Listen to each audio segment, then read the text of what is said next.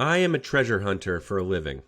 I pay my mortgage by finding obscure used machines from all over the world and then finding people who want to buy sexy, ugly, high-tech equipment. The only way to do that is by interacting with customers in ways that create serendipity. Today I'm going to tell you how calling people on the phone, even when it seems like a long shot, can result in serendipity. If you approach talking to people with the right strategies, you have the potential to create tons of meaningful, significant, productive conversations. We get a lot of emails from people inquiring about machines they see online from Graf Pinkert, our used machine tool company. Sometimes it seems difficult to call everybody back, so rather than do nothing, I go to our nice automatic quoting system and send them a price, photos, and info. Then I hope they get back to me. They often never reply. I know many people who inquire are just researching the market and don't really need that machine they're asking about. Or maybe they see a price on a quote that's out of their budget and they dismiss the machine out of hand. Which is a pity, because we might have been willing to negotiate. And that's the end of the story. I didn't sell a machine, I didn't learn anything, I didn't make a new contact, and of course, no serendipity happened. It's quite common for us to get contacted by customers looking for machines we don't even have. Often, people see a used machinery ad sent to them from one of the machine tool advertising websites like Machinio, which does not always take old listings down right away after machines have been sold. It can sometimes be frustrating for customers when they contact us about machines we no longer have. I'd be frustrated too, but on the other hand, it's great. Those machines floating around online, both available and unavailable, for thousands of eyeballs to ogle, creates a treasure trove of serendipity. The funny thing is, very often people inquire about a specific machine they see online, and they aren't even interested in that machine in the first place. One time I had a guy contact us about a Star, but he was just as interested in a Tornos Deco 10 we had in stock. Often, people don't even know what machine they want. They just click on something that they want to learn about. Wednesday, I got an inquiry from a customer who saw an old listing for an Escomatic EC08 that we had sold 2 years ago. It's a powerful CNC coil-fed screw machine that's very rare. I wouldn't be shocked if there were less than 5 of that model in the United States. I wrote a good story about that machine in a previous blog, by the way. I looked at the inquiring customer's website, and I saw they had a lot of small Swiss machines in their shop. So I called them, even though I didn't have the EC08. A man answered, and I asked for the name that was signed on the email inquiry. But the guy on the phone told me the person was no longer at the company. We both thought that was kind of weird. I guess the person who sent the inquiry still uses his old company's email address and still likes to click on machines he wants to learn about. So just to summarize again, I called a company because they asked for a machine we didn't have. Then the person I asked for didn't even work there anymore. But sure enough, me and the guy who answered the phone ended up having a good conversation anyway. We talked about what machines they use and how business is going.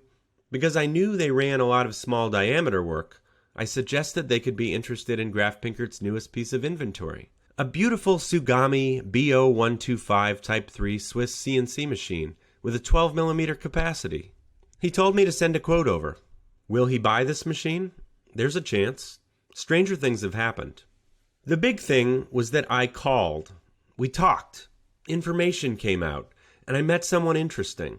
If I had sent an email saying that we didn't have the machine, but asking if they wanted something else, they might have written something back, but that's unlikely. Another guy on Wednesday wrote us about that same Tsugami Swiss machine I just mentioned. He asked for the price of the machine. Generally, when people just say they want a price, it sounds like they're doing research or window shopping. As a seller, that can be frustrating. But hey, I do it sometimes to other people. So I called him and left a message, figuring if he didn't call back, I would then email him a quote. Thursday morning, he called back, and I gave him the price over the phone. I like telling the price to customers over the phone or in person rather than in an email or text, because then I can try to gauge their interest from the initial reaction. The guy told me he wasn't just doing research, and he had worked for the machine. When I told him the price, he said it was much too high. He also said he saw us buy the machine at a recent online auction, so he knew around what price we had paid. Then the conversation got more interesting. He told me he had just bought some Lista cabinets at the same auction, and he had purchased 3 other Tsugamis just like ours from the same shop a while back. Right now, our little Tsugami is still sitting at the auction site. Getting the machine rigged and cleaned and drained and out of this factory has been a nightmare for Graf Pinkert's office manager, Kelly. The parties involved have been unresponsive, and the price estimates are crazy. Thousands of dollars to clean a machine. However, this guy I was talking to was experienced getting the machines out of the shop. He knew which people were trying to rip us off and which people were being unnecessarily difficult. He told us who to call to get the machine drained. He also told us we should make sure to ask about getting the machine's transformer that was hanging from the ceiling, because the company had tried to leave it out when he took his machines. No phone call, no new knowledge, no serendipity. Phone call, important things were happening. Okay, so I have advised people to make calls. Many people reading this or listening to this are probably saying, "Of course you make calls. You're in sales. Tell me something I don't know." Okay, let's talk about making the calls. After you make the call, how do you go about it to get as much serendipity as possible? First, I like to prepare for the call ahead of time. I look up the company's website and I find out what machines they have, because maybe they have some other machine they want to buy or sell other than the one I'm calling about. If I want to prepare even more, I look up the contact's name online and check out their LinkedIn profile. This way, I know if I'm talking to management or someone on the shop floor. Sometimes the guy on the shop floor is just as important or more than the management guy, because they know what machines the company is using and not using. They also often know more about the equipment the company actually needs. So, after I have this info, I'm prepared to use one of my favorite serendipity tools to bring out some of the magic in the interaction. Serendipity hooks. I learned about serendipity hooks from my serendipity guru, Christian Bush, author of The Serendipity Mindset, The Art and Science of Finding Good Luck. He is the guy who inspired my whole serendipity obsession in the first place. If you want a great breakdown of many of this book's principles, listen to the podcast interview I did with him, episode 123. Back to serendipity hooks. Serendipity hooks are extra things you can insert into a conversation that bring out new game-changing information. Bush likes to bring up the example of meeting someone who asks you what you do for a living. Rather than say one thing like, "I'm a machinery dealer," you say a bunch of things. For instance, "I'm a machinery dealer and a journalist, and I have a podcast, and in my spare time I love to salsa dance. But I don't dance that much anymore because I want to spend time with my wife and my amazing 1-year-old boy Abe." All of a sudden, in addition to talking about machinery dealing, we can talk about journalism and podcasts and dancing and kids, which I've been surprised to find that other people actually find interesting.